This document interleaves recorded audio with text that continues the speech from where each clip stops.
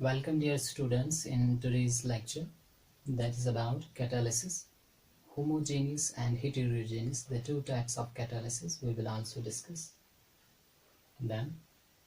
So catalyst you already know, any substance which can enter in a reaction and alter its rate or speed of a reaction. So कोई भी ऐसा substance, any substance which alters the rate of reaction, alters or we can say changes the rate of reaction, alters the rate of reaction without being consumed during the course of reaction. जब भी कोई substance हम use करेंगे किसी भी reaction के दौरान, मकसद हमारा यही होगा कि रेट ऑफ रिएक्शन को अल्टर करना, चेंज करना, पर ये जो सब्सटेंस है it does not get consumed during the reaction, it is always regenerated. जितना कैटलिस्ट का मास हमने यहाँ से यूज किया उतना ही मास फिर से वापस हमें मिलेगा. The chemical properties of a catalyst does not change, so that is our catalyst. And the process which involves the use of this catalyst, that's called the catalysis. So the process in which we use catalyst, कोई भी ऐसी process जिसमें हम catalyst का use करेंगे in order to change the rate of reaction, that process will be known as catalysis, right? Catalysts का daily life में, industries में, फार्मेसी में, हर जगह पे इसका यूज है. जैसे we see in Haber's process we prepare ammonia, वहाँ पे भी इसका यूज है कैटलिस्ट का, देखेंगे आगे. Similarly in contact process, in the preparation of sulphuric acid we use the catalyst also there. Similarly in Ostwald's process for the preparation of nitric acid we use the catalyst. आगे देखेंगे वो जो catalyst हम वहाँ पे use कर रहे हैं क्या वो होमोजेनियस कैटलिसिस है या हेटेरोजेनियस, ये आगे हमें देखने को मिलेगा. पहले यहाँ पे हम देखेंगे कि जो कैटलिस्ट है ये रेट ऑफ रिएक्शन को अल्टर करता है, चेंज करता है. अब चेंज करने का मतलब या तो इंक्रीज करेगा या तो डिक्रीज करेगा. So there are two types of catalysts on this basis. One is called the positive catalyst. So positive catalyst का मतलब होता है which will increase or enhance rate of reaction. Any substance which increases the rate of reaction, that's our positive catalyst. जैसे हम use करते हैं निकल का, हम यूज करते हैं as a positive catalyst in hydrogenation of vegetable oil है. हमारे पास वेजिटेबल ऑयल है. On passing the hydrogen gas in presence of nickel catalyst, we get the vegetable ghee. यहाँ पे निकल का जो काम है that is to increase the rate of reaction, enhance the rate of reaction, increase the speed of reaction, hence it is a positive catalyst. Similarly, contact process के दौरान sulfur dioxide को हम oxidize करते हैं into the sulfur trioxide in presence of catalyst vanadium pentoxide V2O5. So vanadium pentoxide here, it is a positive catalyst, it increases the rate of reaction. So these are the positive catalysts, but there can also be some catalysts which are known as negative catalysts. Negative catalyst, or these are also known as inhibitors. Negative catalyst का काम क्या होगा, फिर ये increase करता है rate of reaction, it will retard the rate of reaction और decrease the rate of reaction.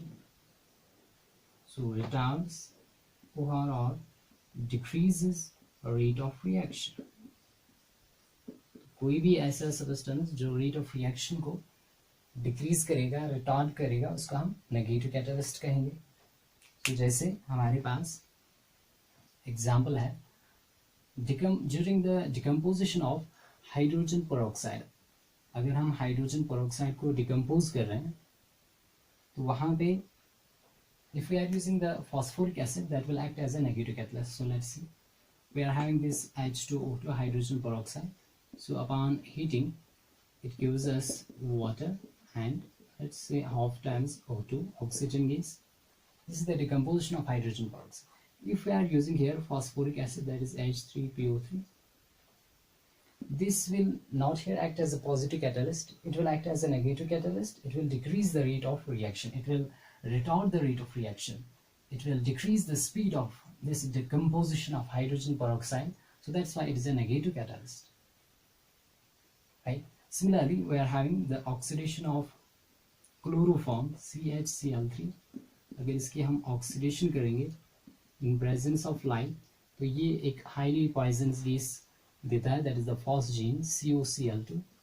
It's known as phosgene, and we get the one molecule of hydrochloric acid. So let's balance it just like this. तो यहाँ पे भी अगर आप use करेंगे let's say ethyl alcohol का, ethanol का, ethyl alcohol will here act as a negative catalyst. It decreases the rate of oxidation of this chloroform. So this is an example of negative catalyst. So catalyst can be positive, it can be also negative catalyst. It can also, in some reactions, some substances also act as negative catalyst. They will decrease the rate of reaction. So now let's see some few characteristics of a catalyst. Characteristics of catalyst. एक catalyst जो है उसके क्या क्या characteristic feature हो सकते हैं. Number first बात जो आप इसमें याद रखेंगे, catalyst does not initiate the reaction. So catalyst does not initiate reaction. आपको ये याद रखना पड़ेगा दैट ऐसा नहीं है कि कैटलिस्ट का हम यूज कर रहे हैं तो ये रिएक्शन को इनिशिएट करेगा, इसके प्रेजेंस में ही रिएक्शन होगी. नहीं, ऐसा नहीं है. कैटलिस्ट का बस यही काम है, to alter or change the rate of reaction, only to change the rate of reaction. It does not initiate the reaction. Now अब catalyst enhances the rate of reaction. Usually the catalysts which we are using, they are the positive catalysts. तो catalyst rate of reaction को increase कर रहा है. पर अगर हमारे पास एक reversible reaction है, so in reversible reaction what will catalyst do? Catalyst वहाँ पे फॉरवर्ड रिएक्शन भी होती है, बैकवर्ड भी. यहाँ पे हम देख सकते हैं for example A plus B it gives us C plus D. ये जो रिएक्शन है it is reversible in nature, है ना. यहाँ पे फॉरवर्ड रिएक्शन भी है, बैकवर्ड रिएक्शन भी है. Whenever rate of forward reaction it is equal to the rate of backward reaction, that represents the equilibrium state, equilibrium point है. तो क्या रिवर्सिबल रिएक्शन में कैटलिस्ट जो है पॉजिटिव कैटलिस्ट, क्या वो रेट ऑफ फॉरवर्ड रिएक्शन ही इंक्रीज करेगा या बैकवर्ड भी? तो आप याद रखिएगा, in reversible reaction catalyst increases both, ये दोनों इंक्रीज करता है. That is rate of forward reaction as well as rate of backward reaction. ये दोनों रेट्स को इंक्रीज करता है. So that's why catalyst does not affect the equilibrium point. So ये बहुत ही important point रहेगा. So आप याद रखिएगा, hence catalyst does not affect equilibrium state. equilibrium state जो है, equilibrium point जो है, उसको catalyst affect नहीं करता है. क्यों? equilibrium सेम रहेगा क्योंकि ये बहुत फॉरवर्ड रिएक्शन के रेट इंक्रीज करता है as well as backward direction में भी रेट को इंक्रीज करता है.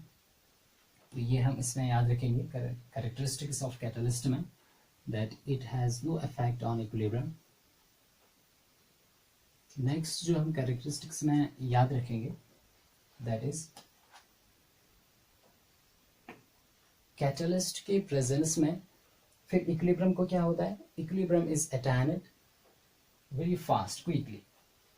So in presence of catalyst, equilibrium is attained quickly. equilibrium जल्दी मेंटेन होता है it is attained or maintained quickly, but it does not affect the equilibrium state, right? तो ये इसमें हम याद रखेंगे. नेक्स्ट बात जो है that is the amount of catalyst, ठीक है, amount of catalyst and it is chemical properties, they also remain unaffected, and its chemical properties remains unaffected. इन पे भी कोई अफेक्ट नहीं होता है. देखो जितना आप कैटलिस्ट का मास यूज़ करेंगे उतना ही आपको कैटलिस्ट का मास मिलेगा, और जो केमिकल प्रॉपर्टी कैटलिस्ट की है वो भी चेंज नहीं होती है. ये आप याद रखिएगा. The catalyst is always regenerated, ये दोबारा आपको वैसे ही वापस मिलता है जैसे आपने ये रिएक्शन के दौरान यूज़ किया था. It is not consumer, reaction के दौरान कैटलिस्ट कंज्यूम नहीं होता है. अब कैटलिस्ट जो है, क्या कैटलिस्ट अफेक्ट करता है एंथैल्पी को? So catalyst has no affect on enthalpy, आप याद रखेंगे. Catalyst has no effect on enthalpy, change in enthalpy है ना, डेल्टा एच जो है इस पर कोई भी अफेक्ट नहीं होता है कैटलिस्ट का. That means in presence of catalyst change in enthalpy, इसका वैल्यू जो है वो सेम रहता है. फिर कैटलिस्ट करता है क्या है, कैटलिस्ट कैसे काम करता है? Actually in presence of catalyst यहाँ पे आप याद रख सकते हैं path of reaction जो है, an alternate path of reaction is followed in presence of catalyst. So an alternate path is followed, एक alternate path follow होती है in presence of catalyst. Now let's see ये alternate path जो है कैसे follow होती है catalyst के presence में, और कैटलिस्ट कैसे काम करता है. ये बहुत ही इंपॉर्टेंट रहेगा. इससे पहले भी हमने केमिकल काइनेटिक्स में देखा है दैट कैटलिस्ट जो है it actually works by decreasing the activation energy. So let's see the concept graphically. If we are having this graph which shows here the potential energy of the reactants and products, and here it is the progress of reaction, reaction कैसे जारी है, और इसको हम कह सकते हैं reaction coordinate. ठीक है, प्रोग्रेस ऑफ रिएक्शन और रिएक्शन कोऑर्डिनेट. तो यहाँ पे लेट्स से ये यहाँ पे आपका रिएक्टेंट था, रिएक्टेंट की एनर्जी कुछ हो गया है, तो ये फिर ऐसे कन्वर्ट होता है into the product. Let's say यहाँ पे this is the product, product की एनर्जी कम है रिएक्टेंट से. So it represents the exothermic process के लिए ये ग्राफ होगा. Path followed by the reaction. देखो पहले रिएक्टेंट्स को प्रोडक्ट में कन्वर्ट होने के लिए ये एनर्जी बैरियर क्रॉस करना पड़ता है, जिसको आप एक्टिवेशन एनर्जी कहते हैं. यहाँ पे ये जो बनता है this is the transition state और एक्टिवेटेड कम्प्लेक्स, एक्टिवेटेड कम्प्लेक्स. तो आप याद रखिएगा एक्टिवेटेड कम्प्लेक्स. ठीक है, तो ये जो पाथ है this is the uncatalysed path. That means जब आपने कैटलिस्ट यूज नहीं किया, इन एब्सेंस ऑफ कैटलिस्ट. अब अगर आप कैटलिस्ट का यूज करोगे तो तब कैसे पाथ फॉलो होगी यहाँ पे. तो आप देख सकते हैं ये डॉटेड में दिखा रहा हूँ. So this dotted represents what, it represents the catalysed path. That means आपने यहाँ पे कैटलिस्ट का यूज किया तब ये पाथ फॉलो हो रही है. तो आप देख सकते हैं ना यहाँ से ये रिएक्टेंट की एनर्जी है, and the energy of this activated complex यहाँ से यहाँ तक reactant की एनर्जी जो है, and the energy of this activated complex, this is our activation energy. Okay, let's say it is EA1, activation energy 1, जब हमने कैटलिस्ट का यूज़ नहीं किया था। अब अगर हम कैटलिस्ट का यूज़ कर रहे हैं तो आप यहाँ से देख सकते हैं दैट के यहाँ पे एक्टिवेशन एनर्जी जो है उसका वैल्यू जो है कम हो गया जब आपने कैटलिस्ट का यूज़ किया। तो इसको मैं कह रहा हूँ EA2। तो डेफिनेटली यहाँ पे EA1 एक्टिवेशन एनर्जी 1 ये ज़्यादा है एज कम्पेयर टू EA2। तो इससे क्या आपको समझ में आ रहा है कि जब आपने कैटलिस्ट का यूज़ किया या किसी भी रिएक्शन के दौरान तो एक्टिवेशन एनर्जी जो है वो कम होती है। दैट मीन्स अब रिएक्टेंट्स को एनर्जी बैरियर कम क्रॉस करनी पड़ती है, मतलब कम एनर्जी लग रही है हमें ये एनर्जी बैरियर क्रॉस करने के लिए। So in presence of catalyst activation energy gets decreased. In presence of catalyst आप याद रखेंगे activation energy decreases in presence of catalyst. So this is how a catalyst works. Catalyst ऐसे ही काम करता है कि ये रिएक्शन के दौरान एक्टिवेशन एनर्जी को डिक्रीज करता है। तो आप याद रखेंगे अगर आपके पास दो रिएक्शंस हैं, एक के लिए एक्टिवेशन एनर्जी कम लग रही है और दूसरे रिएक्शन के लिए एक्टिवेशन एनर्जी आपको ज़्यादा लग रही है, एंड यहाँ पे वो रिएक्शन फास्ट होगी जिसके लिए एक्टिवेशन एनर्जी आपको कम लग रही है। यहाँ से आप देख सकते हैं activation energy in presence of catalyst decrease हो रहा है। So that's why catalyst increases the rate of reaction by decreasing this activation energy. So ये clear होना चाहिए कि how catalyst works. So a catalyst works by decreasing the activation energy. बाकी जो delta H है वो same रहेगा। delta H क्या होता है? That is the energy difference between the energy of reactant, यहाँ पे delta H, and the energy of the product. This the energy difference between the energy of the reactant and that of product, इसको हम delta H change in energy कहते हैं। तो ये constant रहेगा चाहे आप कैटलिस्ट का यूज़ करो या ना करें, तो भी इसका वैल्यू जो है डेल्टा एच का वो सेम रहेगा। तो ये था कैटलिस्ट, हाउ इट वर्क्स, इसके कुछ कैरेक्टरिस्टिक फीचर। अब हम यहाँ पे देखेंगे कहाँ पे जैसे कैटलिस्ट का हम यूज़ कर रहे हैं, यहाँ पे दो टर्म्स एक्चुअली आ जाएंगे। One is called the promoter, another is called the poison, catalytic poison. जैसे आपने देखा होगा हमारे पास in Haber's process what we are having, nitrogen gas reacts with hydrogen gas, so it results in the formation of ammonia NH3। तो यहाँ पे इसको इजीली आप बैलेंस कर सकते हैं ट्वाइस एंड थ्राइस। यहाँ पे हम आयरन का यूज़ करते हैं as a catalyst, so it will act as a positive catalyst, so it increases the rate of reaction, enhances the rate of reaction, and we are also using molybdenum. Now iron is here a catalyst, then what is the molybdenum? Molybdenum का जो यहाँ पे rule है, it is a catalytic promoter. Now what is a promoter? ये important रहेगा। Promoter आप याद रखेंगे any substance which increases the activity of a catalyst, increases the activity of a catalyst। Promoter का जो काम होता है वो ये होता है कि ये कैटलिस्ट को एक्टिवेट करता है, इसकी एक्टिविटी को इंक्रीज करता है, इसकी एक्टिविटी को एनहांस करता है।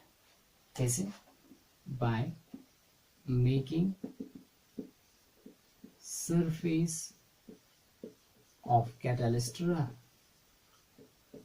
कैटलिस्ट की जो सरफेस है वो रफ हो जाती है इन presence of this promoter. Promoter का काम यहाँ पे ये है, आयरन की जो सरफेस है वो रफ हो जाती है इन प्रेजेंस ऑफ दिस। रफ होने का मतलब यहाँ पे एक्चुअली कैटलिस्ट में कुछ एक्टिव साइट्स होते हैं, एक्टिव साइट्स होता है मैन साइट्स, है ना, जहाँ पे रिएक्शन होती होगी।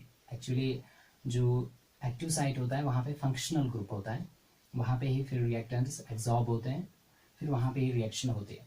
सो एक्टिव साइट्स को ये इंक्रीज करता है, उनकी एफिशिएंसी को बढ़ा रहा है। तो जितने एक्टिव साइट्स ज़्यादा होंगे फिर रेट ऑफ रिएक्शन भी उतनी ज़्यादा होगी। So promoter is any substance which will increase the activity of a catalyst by making the surface of catalyst rough.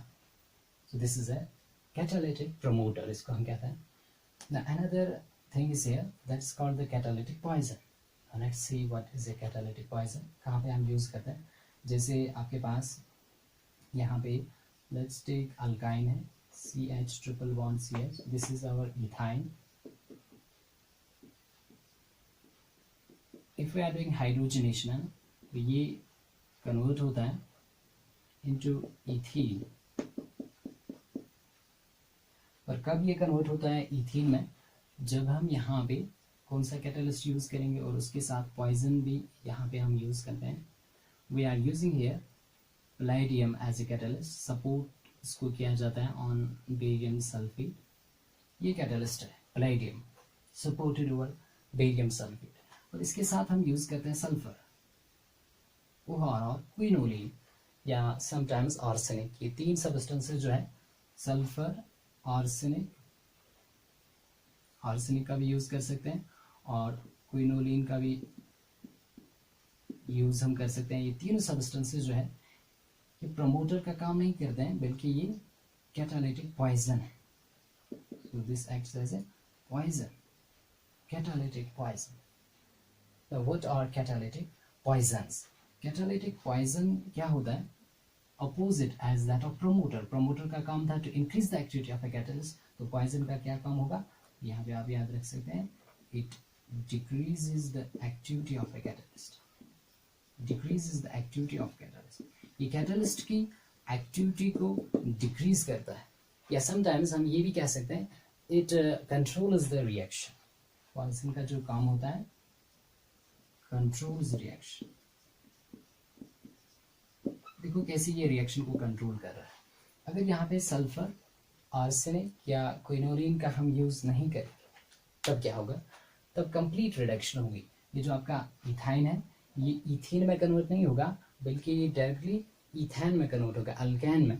तो that's why in order to control the reduction only up to this alkene stage we are using poison, that is the sulfur or quinolin. So this is the difference between a promoter and the catalytic poison, right?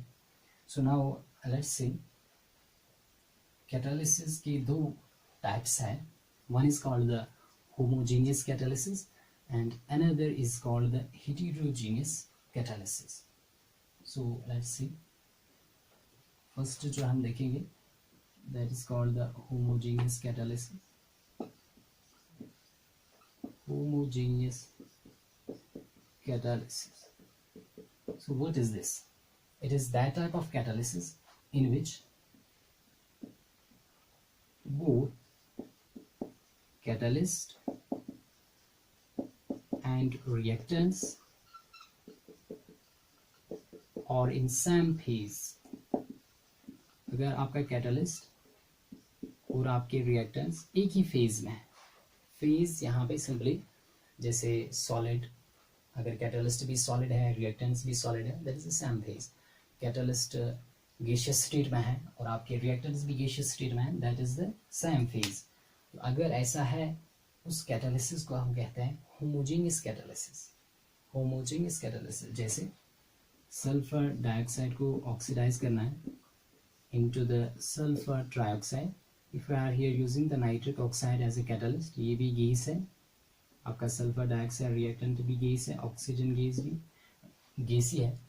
These reactants are in the gaseous state. Catalyst is also in the gaseous state. So catalyst and the reactants, they are in the same phase. It is an example of homogeneous catalysis.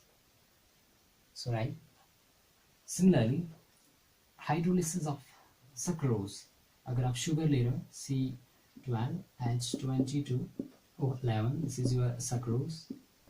इसकी अगर आप hydrolysis कर रहे हो इन presence of water and यहाँ पे जो catalyst हम यूज करते हैं that is the aqueous solution of sulphuric acid H2SO4. ये भी एक्वस है और ये भी हम एक्वस ही ले रहे हैं, ठीक है, वाटर के अंदर ले रहे हैं. सक्रोज का सोल्यूशन लिया जाता है वाटर के अंदर, एक्वस सोल्यूशन. तो ये भी एक्वस, ये भी सेम फेज यहाँ पे भी. तो यहाँ पे आपको मिलेगा glucose C6H12O6 and you will get also a molecule of fructose, that's C6H12O6. तो चाहे ये ग्लूकोज है ये आपका फ्रक्टोज है, दोनों की मॉलिक्यूलर फार्मूला सेम है but they differ in the functional group. This has aldehydic functional group and this has ketonic functional group. Ketone है और इसमें अल्डिहाइडिक. तो यहाँ पे भी catalyst and the reactants and a reaction mixture, they are in the same phase. So this is also an example of homogeneous catalysis. Now let's see heterogeneous catalysis, that will be just opposite.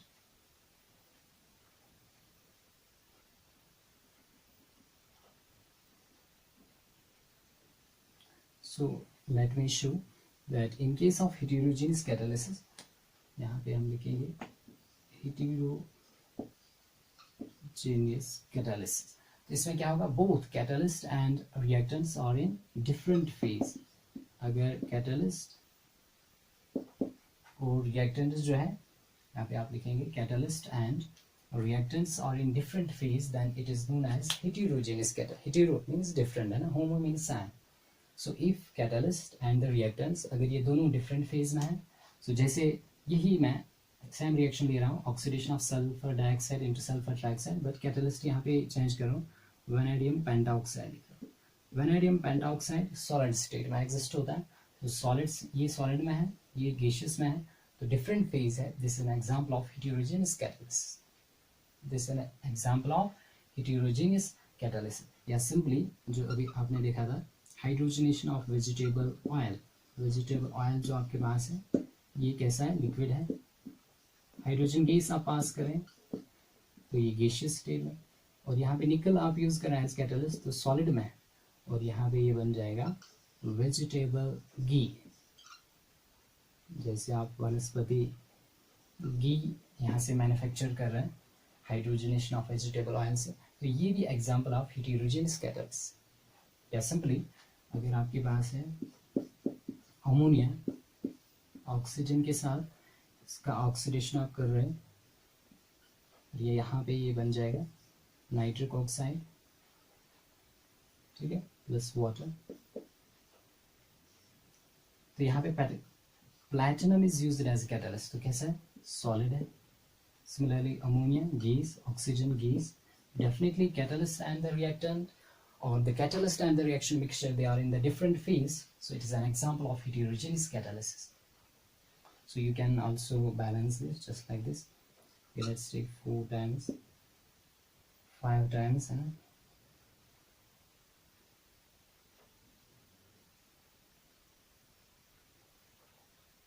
6 times,